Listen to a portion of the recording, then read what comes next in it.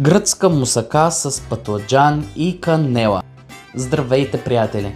Аз съм Мемко и с днешната рецепта ще ви отведа към любимата за нас българите дестинация, а именно Гърция. Ще приготвя традиционна гръцка мусака, но в малко по-модерен вариант. Но преди да преминем към рецептата, тук ви напомням да се абонирате за канала ми, за да не пропуснете нито едно видео, както и по този начин помагате за разрастването му. Днешната рецепта ще бъде за 4 порции, като точните грамажи може да видите долу под видеото в описанието, както и отново ще напиша стъпка по стъпка какво трябва да направите. Нужните ни продукти са патладжан, чушка, прясно мляко, кайма, лук, чесън, краве масло, захар, доматено пюре, един жълтък, както и тук съм си подготвил подправките: червен пипер, магданоз, чубрица, черен пипер, сол и канела. По принцип гръцката мусака трябва да бъде с риган, но понеже аз като не обичам много тази подправка, я замествам с нашата любима българска чубрица, защото за мен мусака без чубрица просто е невъзможно. Първата стъпка е да си нарежем лука с чесъна и чушката. Тук трябва да нарежем всички продукти на дребни купченца, обичайно както и за нашата българска мусака. Тук аз ще ползвам 4 скелитки чесън, защото аз обичам да има малко повече чесън, както и самите ми главички не са много големи, но вие вече ако предпочитате да бъде с по-малко чесън, разбира се, не дейте да слагате толкова много. Ако не искате да го режете, също така може самият чесън да бъде счукан, но аз го предпочитам да бъде накълцан, за да бъде на една идея по-едри парченца. В този случай, като тази рецепта, която правя, е за 4 продукта, аз ще използвам само половин чушка. Тук, разбира се, може да бъде чушката и червена, жълта, зелена. Аз просто имах вкъщи оранжева и затова го правя с оранжева чушка. Чушката също я нарязваме. След като сме си нарязали чушката, лука и чесъна, време и за патладжана. Патладжана го режа по средата на 2. И правя точно като на авокадото. Ето и такива реснички, за да мога да го издълбая. И след това вземам лъжицата и с лъжицата издълбавам и слагам в отделна купичка, защото патладжана ще го сложим малко по-късно да се запържва, няма да бъде с лука, чесъна и моркова. След като сме си нарязали зеленчуците и издълбали сме патладжана, време е сърцевината да я нарежем на по-надребно. Сега много хора ще кажат, ама това не е гръцка мусака в патладжан, но в крайна сметка защо да не е? Съставките са абсолютно едни и същи, просто само дизайна е различен.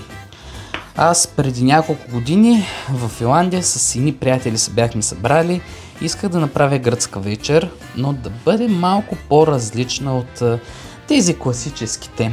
И по този начин ми се роди тази идея за този пълнен патладжан тип гръцка мусака. И ако трябва да съм честен, получи се 1:1, както мусаките, които са цели, или пък в Гърция много често се сервират в едни запеканки, индивидуално направено всяка една порция. Време е и за малко мазнина. Аз използвам авокадово олио. Казал съм ви в други видеа колко е полезно. Първо слагаме чушката, лука и чесъна за около 2-3 минути и след това ще прибавим патладжана, след това каймата, подправките, доматеното пюре и захарта. След като леко са се запържили, време е и за патладжана. Запържаме за още около 5 до 7 минутки. Тук съветвам да запържвате на среден огън, за да не изгори чесъна, понеже ако изгори, Става един такъв горчив на вкус, а ние все пак не искаме храната да бъде горчива. След като се позапържили всичките зеленчуци, време е естествено и за каймата. Като каймата трябва да я раздробим много надребно. Тук искам да ви дам един съвет за това каква е храната в Финландия, примерно. Аз дори в другия ми канал Емко Травел скоро ще започне една поредица, в която казвам за живота в чужбина. И тук искам да ви кажа, че ако си мислите, че българската кайма е лоша, значи не сте опитвали финландската. Аз с години ми трябваше да намеря що горе-долу окей кайма, за да мога да я ям. Понеже аз много обичам, примерно, кюфтета, мусаки, руло стефани. Много обичам да правя и особено когато се съберем с приятели, почти винаги приготвям нещо българско, защото те обожават нашата кухня. Също така важи естествено и за месата, защото когато си купиш едно месо от супермаркета, то е в срок на годност около седмица и половина примерно, докато в България това нищо няма как да стане, защото на втория, третия ден, когато месото е охладено, вече трябва да го хвърлиш. Зеленчуците, разбира се, нямат вкусни зеленчуци. След като каймата и зеленчуците вече са запържили и са готови, време е да добавя доматеното пюре, както и всичките подправки, които съм смесил тук. Разбъркваме хубаво за още около минута, минута и половина и ще стане време да пълним вече патладжанчетата. В тава си нареждаме самите издълбани патладжани, както може и леко да ги посолим, за да имат все пак и те някакъв вкус. И след това, разбира се, вече взимаме от плънката и започваме да пълним равномерно. Тук забравих да снимам, след като сложих поправките, сложих и самата захар. Захарта по принцип не е задължителна, но аз винаги я препоръчвам, защото от доматите много киселини се образуват, а аз страдам от това, когато ям много доматени продукти. И затова винаги предпочитам да си сложа малко захар, отколкото после да имам някакви проблеми цяла вечер. Преди да сложа патладжаните във фурната, задължително слагам малко вода на дъното на тавичката. И след това в загрята фурна на 180 градуса за около 20-25 до 30 минути. Много зависи от фурната ви каква е, защото, както всички знаем, фурна с фурна няма нищо общо. Тук вече със сигурност се чудите, добре, каква ще бъде тази мусака без заливка, но ще има, разбира се, бойте се. Заради това са ни нужни кравето масло, яйцето, прясното мляко, както бях забравил да кажа в началото, че и една супена лъжица брашно също ще ни трябва. Както ви казах, точната рецепта ще видите долу под описанието с грамажите и отново стъпка по стъпка какво трябва да направите. Първо слагам си котлона да загрее, както и кравето масло. По принцип гръцката мусака не е с яйчена смес, яйчена заливка, както българската, ами е отгоре само с чист сос бешамел. Може да има също така и някои видове сирена, но понеже аз не обичам гръцките сирена, защото те са основно от овче и козе мляко и заради това го пропускам, ще направя един хубав класически сос бешамел. След като маслото вече се е разтопило и изгорещило, намаляме огъня и прибавяме самото брашно, горе-долу около лъжица и половина. Аз използвам тук малката касеролка, защото няма да ми трябва много сос за 4 порции само.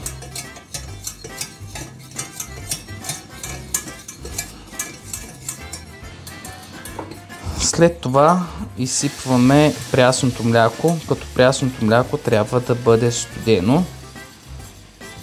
Вече когато сме прибавили самото мляко, още преди да бъде много горещо, изсипваме и жълтъка. По принцип, като подправки в сос бешамела се слага винаги индийско орехче, но аз го пропускам за гръцката мусака, защото самата канела придава изключително силен аромат и ако сложим индийско орехче, може да прекалим вече. Тук вкусявам с малко сол, също така слагам и бял пипер в сос бешамела. И след това вече разбъркваме, докато не се сгъсти соса. С супена лъжица започваме вече отгоре да разпределяме самият сос бешамел. Със сигурност от него ще ви остане, но не се притеснявайте. Него ще го използваме вече при декорацията на самата чиния. И след това връщаме патладжаните за още около 10 на минути в фурната. Ето, че вече и нашата мусака е готова и е време да я сервираме и да я опитаме. И разбира се, аз избрах синя чиния, защото все пак е гръцко ястие. От самия сос бешамел, който ни е останал, слагаме примерно 2-3 лъжици по средата в чинията и леко разнасяме. След това взимаме единия патладжан и го слагаме по средата. Аз за декорация тук съм си подготвил 3 чери доматки. Ще ги сложа просто някак си ето така. И разбира се, тук имам малко азиатски босилек и от него ще сложа стръкче за красота. И нашата гръцка мусака е готова. Време е и да опитаме този шедьовър, който сътворих днес и то с вас. Защото съм сигурен, че някой ще опита тази рецепта. Тя е много подходяща, примерно, ако ще имате гости, защото изглежда доста по-интересна. Но сега трябва да опитам, за да видя дали сме се справили и този път. Божествено! 10 точки. Много хора може да мислят, че е странно канела да се сложи в солени ястия, но когато имаме каймяно ястие, канелата много подхожда. Даже една моя приятелка много обича да слага в кефтетата. Все още не съм опитвал, но пишете като коментар под видеото искате ли да опитаме. Надявам се, приятели, с тази интересна рецепта да съм ви бил полезен, както и да съм ви дал идея какво може да приготвите, когато ще имате гости. Ако ви е харесало видеото, абонирайте се за канала ми, също така последвайте ме в социалните мрежи, Instagram и TikTok. Или ако обичате да пътувате, може да видите и втория ми YouTube канал Emco Travel, защото там през последните 2 години постоянно качвам влогове от моите пътешествия по света и у нас, както и там дегустирам различни и интересни традиционни храни. Обичам ви и ще се видим с вас следващата седмица.